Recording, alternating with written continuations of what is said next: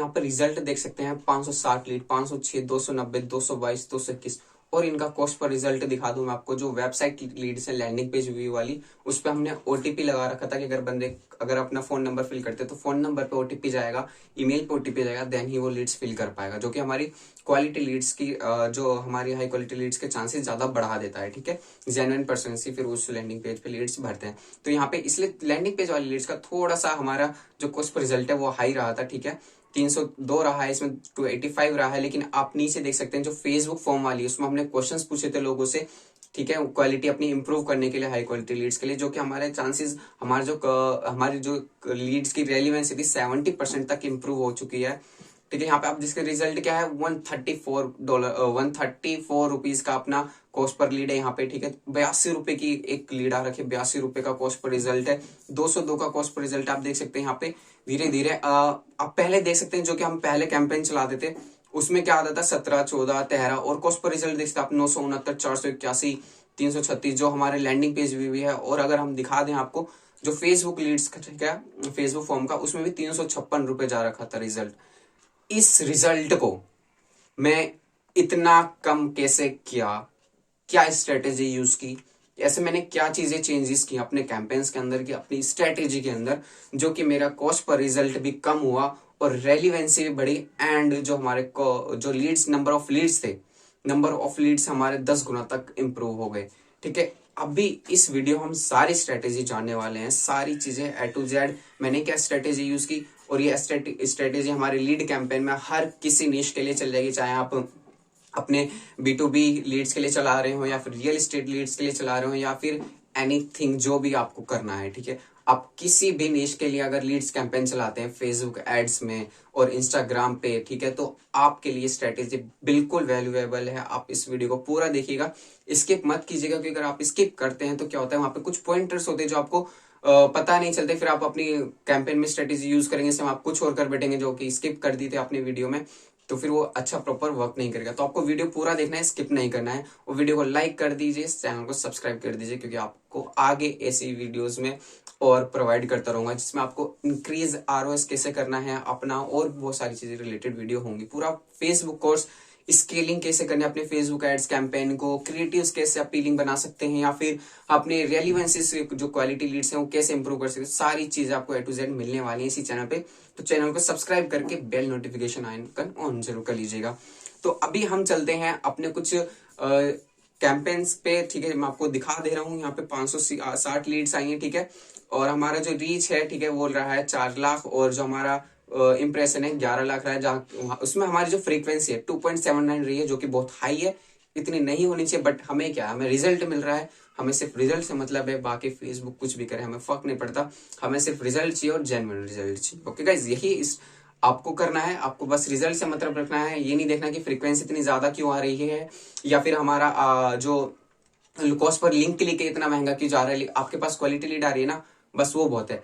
अब मान लीजिए, अगर आपको मैं बता दूं, मेरी नजर में क्या है ना, आप अगर 100 लीड ले रहे हैं, अगर कॉस्ट पर लीड आपके 50 रुपए है, ठीक है, और उसमें रेलिवेंस आपके सिर्फ 3 से 4% निकल रहे, तो वो वैल्यूएबल नहीं है। अगर आपके पास सिर्फ 10 लीड आ रही है और उसमें आपके पास रेलिवेंसी निकल रही है 70%, और उसका कॉस्ट पर रिजल्ट आपको जा रहा है 150 से 200 रुपए के आसपास, तो वो आपको ज्यादा वैल्यूएबल है, वो ज्यादा बेनिफिशियल है आपके लिए, ना कि कॉस्ट पर रिजल्ट कम हो और रेलिवेंसी बिल्कुल भी ना हो। ठीक है, नंबर ऑफ लीड्स मैटर नहीं करता, क्वालिटी ऑफ लीड्स मैटर करता है। ओके, तो अब जिसके यहाँ पे 506 लीड्स इसमें आई है, 285 कॉस्ट पर रिजल्ट है, फ्रीक्वेंसी 2.84। लेकिन जो हमारे फेसबुक कैंपेन है, ठीक है, उनमें 292 और 221 है, जिसमें आप फ्रीक्वेंसी देख सकते हैं काफी कम हद तक कम हो गई है, और कॉस्ट पर रिजल्ट हमारा काफी कम हो गया। आज तक मैं अपना 7 लाख रुपए तक का स्पेंड अपने कर चुका हूँ, ये मेरे क्लाइंट का वो है, ठीक है, जिस क्लाइंट के लिए मैं काम करूँ 7 लाख तक का स्पेंड इसमें मैं कर चुका हूँ, लेकिन रिजल्ट भी ला करके दिए हैं, इससे ज्यादा हमने क्लाइंट को कमा के दिया है। ठीक है, तो ऐसी स्ट्रेटेजी अब मैं आपको बताने वाला हूँ जो कि हम यूज करते हैं। ठीक है, तो आप देख सकते हैं लीड्स कैंपेन फ्लो, यहाँ पे मैंने सीधा सीधा यहाँ पे नाम दिया लीड्स कैंपेन फ्लो। तो आपको सेम फ्लो को फॉलो करना है। आप चाहो तो लास्ट में इसका स्क्रीनशॉट ले सकते हैं, ठीक है, आप इसको लिख सकते हैं, या फिर आप डायरेक्टली इसको Miro.com पर सीधा कॉपी पेस्ट करके बना सकते हैं। ठीक है, आप इसको जैसा चाहें आप इसको वैसा कर सकते हैं। तो पहला क्या है हमारा, आपको नीश जो आपका है वो डिफाइन करना है, चाहे आपका रियल एस्टेट हो, B2B का हो, या फिर एनीथिंग है, जो भी आपका नीश है। ठीक है, लैंडिंग पेज आपका, अगर लैंडिंग पेज लीड चलाना है तो लैंडिंग पेज कैसा होना चाहिए, क्या उसमें कंटेंट रखना है, इमेज कैसी रखनी है, वो सारी चीजें आपको पता होनी चाहिए, ठीक है। और थर्ड जो कि हमारा मोस्ट इंपोर्टेंट पॉइंट है, ऑडियंस टारगेटिंग। क्या आप अपने नीश के अकॉर्डिंग ऑडियंस टारगेट कर रहे हैं? लेकिन मैं आपको सीरियसली बता दूं, आज के टाइम पे मेटा ने जो ऑडियंस है उसका पूरा आपका टारगेटिंग ऑप्शंस पे रिजल्ट लाना पूरा खत्म सा कर दिया है। ऑलमोस्ट 50% आप रिजल्ट डाउन हो जाता है अगर आप अपनी ऑडियंस को नेरो कर देते हैं नंबर ऑफ क्वालिटी लीड्स बढ़ाने के लिए या फिर अपना आरओएस इंक्रीज करने। तो वहां पे मेटा ने क्या कर दिया कि अगर आप नेरो डाउन ऑडियंस करें तो आपका सीपीएम बहुत ज्यादा हाई चला जाता है, ठीक है। और सीपीएम हाई जाता है तो आपको रीच इंप्रेशन नहीं आता, आपका एड जो है उतना ज्यादा ऑप्शंस में नहीं जा पाता है, जिसकी वजह से आपका रिजल्ट खराब हो जाता है। इसलिए यहाँ पे ऑडियंस हमारा इंपॉर्टेंट तो है, लेकिन किस तरीके से टारगेट करना है वो ज्यादा इंपॉर्टेंट है। अब अंधाधुन हम अंधेरे में तीर नहीं चला सकते हैं, ठीक है। चौथा जो हमारा इंपॉर्टेंट आता है वो आता है एड कॉपीज।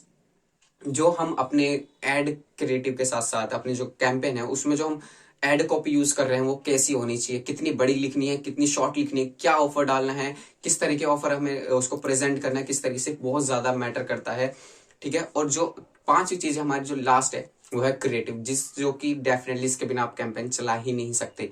और एक चीज मैं आपको बता दूं, क्रिएटिव्स हमारे लिए इतने इंपॉर्टेंट होते हैं। अगर आप इंस्टाग्राम स्क्रॉल कर रहे हैं, रील्स देख रहे हैं, ठीक है, अगर आपको कोई एड दिखता है, अगर आपके वो स्टार्टिंग के जो 3 सेकंड होते हैं ना वीडियो का, अगर कोई भी क्रिएटिव आप एड देख रहे हैं उसमें अगर स्टार्टिंग के 3 सेकंड आपको वो एड में कुछ ऐसा नहीं दिखा जो आपको जरूरत को पूरा करता है या आपकी जो इच्छा है, जो आपकी डिजायर्स है उनको पूरा करता है, तो आपको क्रिएटिव बिल्कुल बेकार लगता है और आप उसको स्क्रॉल करके चले जाते हैं अगर वो आपको ये बेनिफिट नहीं देता है। तो ऐसे ही आपको अपना क्रिएटिव कैसे इंप्रूव करना है कि 3 सेकंड में, 3 से 5 सेकंड में आप उसको देखें, रुके, कोई भी यूजर आपका जो क्रिएटिव उसको देखे, रुके, एड को देखे, रुके और क्लिक करके आपके लैंडिंग पेज पे जाए, या तो आपको परचेज करे या फिर आपकी लीड फॉर्म फिल करे। ऐसा क्या करना है वो हम सब जानने वाले हैं। तो पहले नीश में हम कैटेगरीज देख लेते हैं, ठीक है। नीश में हम जो सिलेक्ट हो नीश कैटेगरी, नीश में आपको लीड्स चाहिए, मतलब जिस भी नीश के लिए आपको लीड चाहिए वो आपको डिफाइन करना है, ठीक है, जो कि हम आपको पहले ही डिस्कस कर चुके हैं। उसके बाद आता है जैसे कि रियल एस्टेट है, ऑनलाइन वर्कशॉप है, इंश्योरेंस पॉलिसी है, ठीक है, या फिर B2B लीड्स, जैसे भी आपको करना है आप नीश अपना जो भी कैटेगरी आप अपने क्लाइंट का है या आपका पर्सनल है वो कर सकते हैं, ठीक है। उसके बाद आता है रिसर्च अबाउट, पूरा छान मारो हर एक चीज। रिसर्च कैसे करनी है, आपको एड लाइब्रेरी, पिंटरेस्ट पे क्रिएटिव्स मिल जाएंगे, ठीक है, और एड लाइब्रेरी पे आपको एड कॉपीज और कौन कौन से आपके कॉम्पिटिटर्स हैं, ठीक है, सारी डिटेल्स मिल जाएंगी। अगर आपको और भी अच्छा जानना है तो यहाँ पे मैं कोई प्रमोशन नहीं कर रहा हूँ, जो एडवर्ड प्रो है, ठीक है, आप उसका सब्सक्रिप्शन ले सकते हैं, वहां पे सारी चीजें आपको मिल जाती है, ठीक है। और आपको रिसर्च क्या क्या करना है मार्केट में, मैटर ये है, ठीक है। कॉम्पिटिटर रिसर्च करना है, मार्केट प्राइस जो आप अपनी चीज बेच रहे हैं। मान लीजिए अगर आप कोई प्रॉपर्टी बेच रहे हैं, वो 2 BHK का फ्लैट बेच रहे हैं जो कि नए नए बिल्डर का है और उसका प्राइस चल रहा है मार्केट में, जो दूसरे बिल्डर्स हैं वो बेच रहे हैं सिर्फ 30 से 40 लाख के अंदर और आप बेच रहे हैं उसको 50 लाख में, तो बहुत मैटर करता है, ठीक है। आपके पास कोई लीड्स नहीं आएगी अगर आपके पास कोई ऑफर या फिर कुछ नहीं है तो, ठीक है। अगर आप मार्केट के अकॉर्डिंग प्राइस नहीं रख सकते हो। ट्रेंड, और ट्रेंड में क्या चल रहा है, अगर मान लीजिए जैसे कि आजकल ट्रेंड चल रहा है जो कि BHK के फ्लैट दिखाते हैं ना बंदे, ना कि कोई प्रोफेशनल वीडियो शूट करते हैं, ना ही बिल्कुल ही कोई इमेज में बताते हैं, वो नॉर्मल रियलिटी दिखाते हैं कैमरे के अंदर, ठीक है। कोई अपनी स्टॉक इमेज यूज नहीं करते, रियलिटी दिखाते हैं, जो रियल में उनका फ्लोर दिख रहा होता है, कैसा फ्लैट दिख रहा है, क्या क्वालिटी यूज की है, ठीक है, वो सारी चीजें अपने दिखाते हैं। क्या ब्रांड के हमने लाइट यूज की, क्या ब्रांड के हमने जो गेट में हम लॉक लगाते हैं वो कौन से ब्रांड का यूज किया, सारी चीजें डिटेल में दिखाएं, ठीक है, वो बहुत ज्यादा मैटर करता है। क्रिएटिव टाइप, क्रिएटिव किस तरह का बनाना है, जिसके मैंने अभी आपको बताया, इमेज क्रिएटिव, वीडियो क्रिएटिव, जैसे बनाना है रियल होना चाहिए, ठीक है।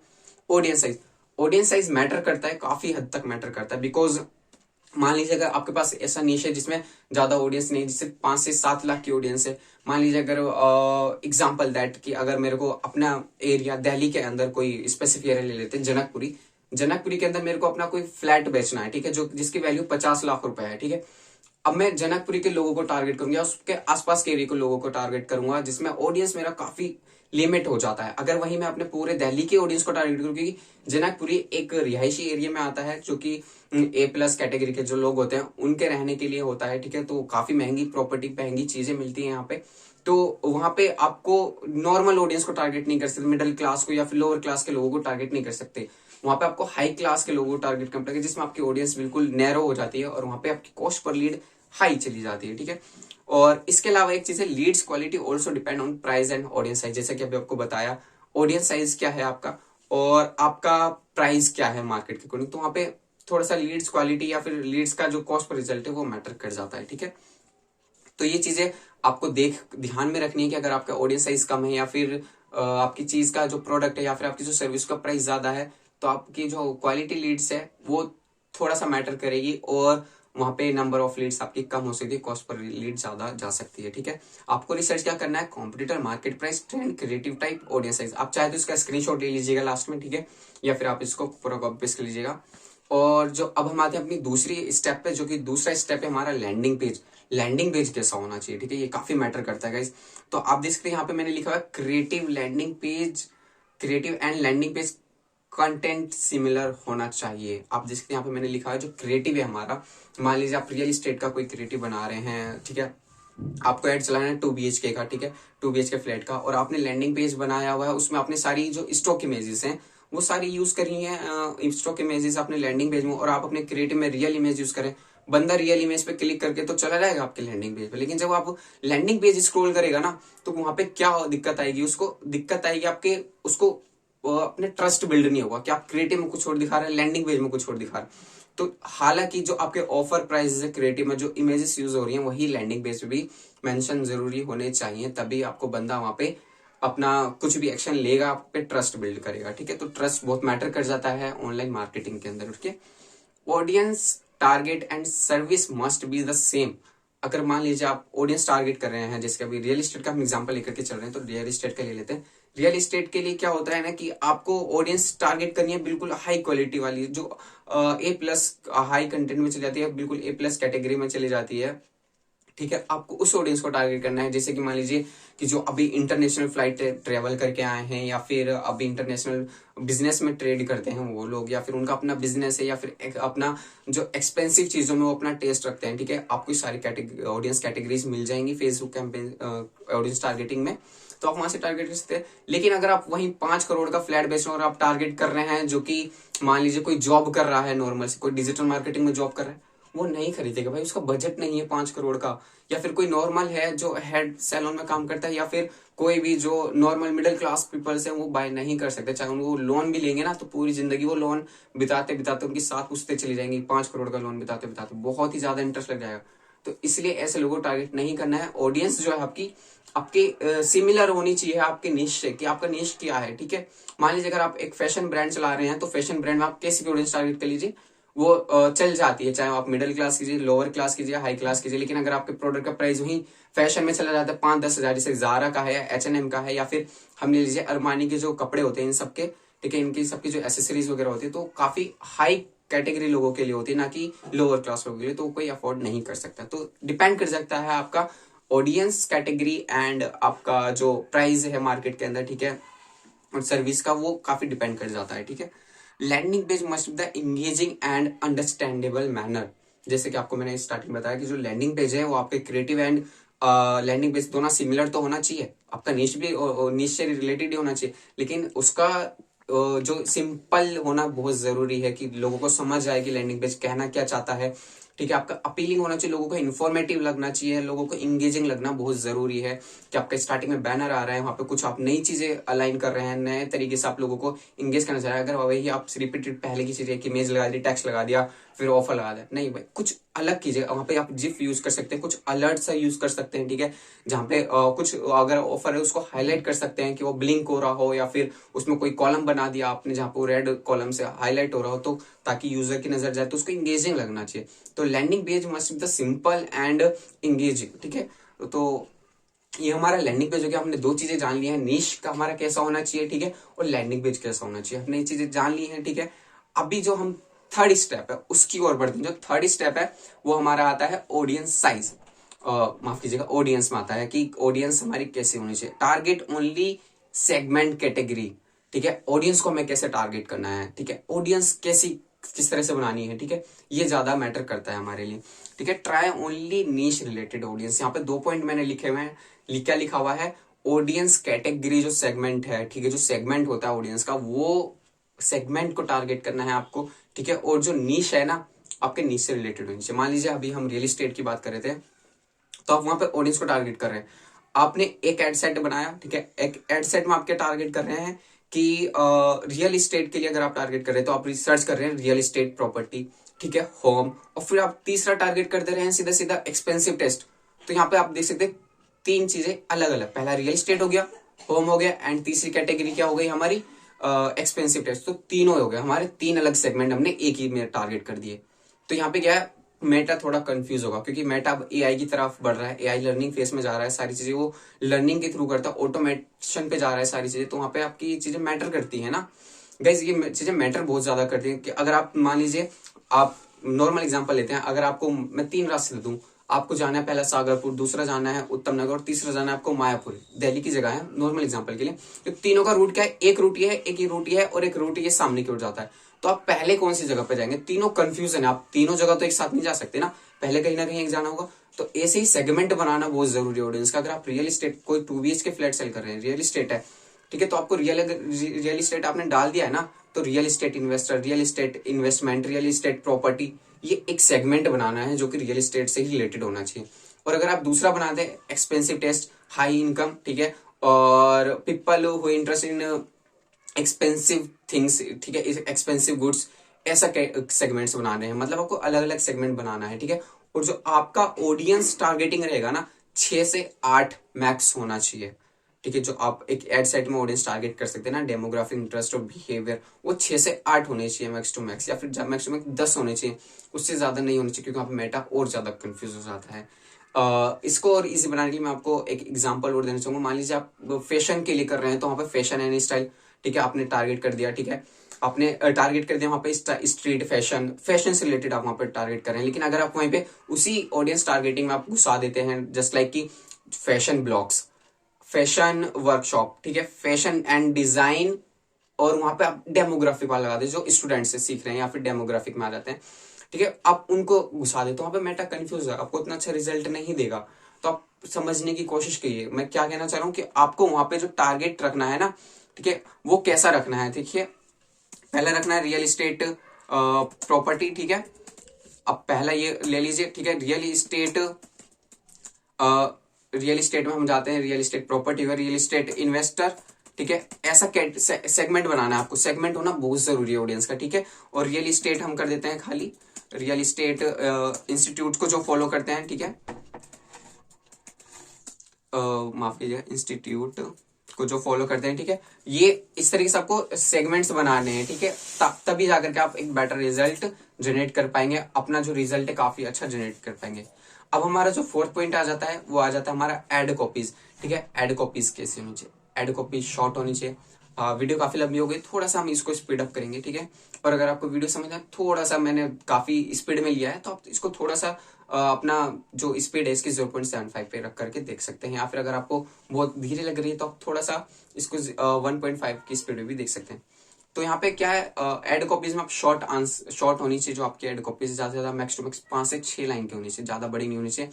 तो आपको एड कॉपीज किस लिए शॉर्ट होनी चाहिए, ठीक है। ऑफर अपीलिंग होनी चाहिए, आपकी ऑफर और इन्फॉर्मेशन आपकी प्रोडक्ट की वो होनी बहुत जरूरी है, ठीक है। इंगेजिंग यूजर का क्या को क्यों पढ़नी है वो, अगर आपका ज्यादा, हालांकि कोई यूजर पढ़ता नहीं है एड कॉपीज को, लेकिन ऑफर देखने के लिए जरूर पढ़ते कि ऑफर क्या है, मेरा यूज केस क्या है। अगर उसको कोई नया प्रोडक्ट है तो यूज केस जानना चाहता है कि इसका यूज क्या है, जो मैं ले सकता हूँ, अगर मैं लूँ तो इसका यूज केस क्या है, यूज केस करना है, ठीक है। यूज इमोजिस, इमोजिस काफी माइंड पे इम्पैक्ट करते हैं, आपकी जो बातें हैं उनको शॉर्ट फॉर्म में आपको बता देते हैं, आपके विजुअल्स को, ठीक है। और जो लास्ट है हमारा वो है क्रिएटिव, ठीक है, क्रिएटिव कैसे होना है, शॉर्ट टेक्स्ट, ठीक है, जो हमारा क्रिएटिव इमेज है वो शॉर्ट टेक्स्ट होने चाहिए। मान लीजिए अगर आप किसी रियल एस्टेट का है, तो वहां पे 2 BHK अपार्टमेंट, ठीक है, लीव लग्जरी, ऐसा कुछ टेक्स्ट डाल सकते हैं आप, ठीक है, लीव लग्जरी लाइफ, ऐसा कुछ टेक्स्ट करके डाल सकते हैं। हुक लाइन होनी बहुत जरूरी है, ठीक है। ऑफर आपको दिखना चाहिए, मान लीजिए आप रियल एस्टेट में जितने ज्यादा ऑफर होते नहीं है, बट ऑफर होते काफी अच्छे अच्छे होते हैं कि आपको कार फ्री गिफ्ट में मिल दी जाएगी, या फिर गोल्ड कॉइन दिया जाएगा अगर आप विजिट करते हैं तो, ठीक है। रियल प्रोडक्ट इमेज, प्रोडक्ट की जो इमेज है, आपकी सर्विस है, या फिर आप कुछ भी यूज करें तो रियल होना बहुत जरूरी है। यूज मोर वीडियोस, जो अभी मेटा का जो अपडेट आया था 2023 के Q4 में, एंड जो अभी 2024 के Q1 में अपडेट आया है, उसमें क्या है, वीडियो जो है ना वो ज्यादा इंगेजिंग है, लोगों वो वीडियो पे ज्यादा रिजल्ट आते हैं, वीडियो पे ज्यादा बेनिफिशियल रिजल्ट मिलते हैं। जो हमने अपनी जो लीड जनरेशन की जितनी भी कराई है उन पे इमेजेस भी यूज किए हैं, वीडियो भी यूज किए हैं। तो जो हमारा ई कॉमर्स प्लेटफॉर्म के लिए ना वीडियो बहुत ज्यादा जरूरी हो जाता है। लीड्स के लिए कहीं कहीं हम इमेज यूज कर सकते हैं, बट वीडियो बहुत इंपॉर्टेंट करता है। तो गाइज ये थे हमारे 4 स्टेप्स। आप चाहें तो इनका स्क्रीनशॉट ले सकते हैं, ठीक है। ये हमारे 4 से 5 स्टेप्स है जो हम अपनी स्ट्रेटेजी में यूज करने वाले हैं। आप सेम इस स्ट्रेटेजी को यूज करके आप अपने रिजल्ट को 10 गुना तक का बढ़ा सकते हैं, अपनी हाई क्वालिटी को इम्प्रूव कर सकते हैं, क्वालिटी लीड्स को, ठीक है। एंड अपना जो कॉस्ट पर रिजल्ट है वो बहुत कम कर सकते हैं। तो गाइज अगर वीडियो पूरी अच्छी लगी है तो चैनल को सब्सक्राइब कर लो। मैं फिर से कह रहा हूँ, काफी ज्यादा वीडियोस मिलने वाली हैं ऐसी, ठीक है। और अपने अपने वीडियो को लाइक कीजिए, क्योंकि मैंने इतनी मेहनत करके बनाई है। पूरा टाइम लगता है, पूरा सेटअप बनाना, सोचना, ठीक है। एंड इस हेयर स्टाइलिंग टाइम लगता है सब चीज़ों में। तो वीडियो को लाइक जरूर कर दीजिएगा, मेहनत भी लगती है, ठीक है। तो मेहनत का रंग फल जरूर मिलना चाहिए। मैंने आपके लिए इतनी अपनी स्ट्रेटेजी बनाई है, क्योंकि स्ट्रेटेजी देखो कोई नहीं बताएगा आपको, बता देगा कि कैंपेन कैसे चलाना है, क्या करना है, क्या सारी चीजें फिर आपको करनी पड़ती है। आपको बता देगा कि आप कैंपेन में पहले क्या लिखेंगे, पहले दूसरे स्टेप्स क्या होगा कैंपेन के अंदर, आपने ऑडियंस टारगेट कर दी, प्लेसमेंट क्या रखना है, ये चीजें बता देंगे। लेकिन स्ट्रेटेजी कोई आपको नहीं बता। तो मैंने आपको स्ट्रेटेजी शेयर कर रहा हूँ आपके साथ। तो वीडियो को लाइक करो, चैनल को सब्सक्राइब कर लो और बेल नोटिफिकेशन आइकन ऑन कर लो, क्योंकि ऐसी वीडियोस आपको और मिलने वाली है।